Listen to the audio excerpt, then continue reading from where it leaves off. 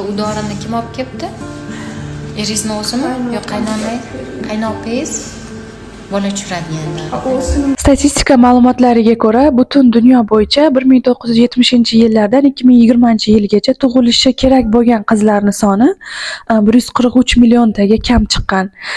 Va buni butun dunyoda Global Missing Girls, ya'ni yo'qolgan qizlar yoki tug'ilmagan qizlar muammosi sifatida qarashadi.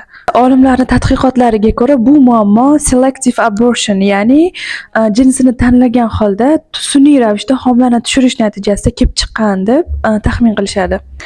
Endi tasavvur qiling, butun dunyo bo'yicha millionlab qizlar aynan qiz farzand bo'lgani uchun ham hali tug'ilmasdan turib hayotidan mahrum bo'ladi. Afsuski, o'zimizda ham juda ham ko'p ayollarga nisbatan qaynona-qaynotalari yoki turmush o'rtog'i tomonidan shunaqa bosim bo'ladi. Ya'ni ular qiz farzand bo'lsa, bolani oldirib tashlaysan, bizga qiz farzand kerak emas, yoki bo'lmasam agarda bolani oldirmasang ajrashaman deb hattoki qo'rqitish darajasigacha yetib borishadi.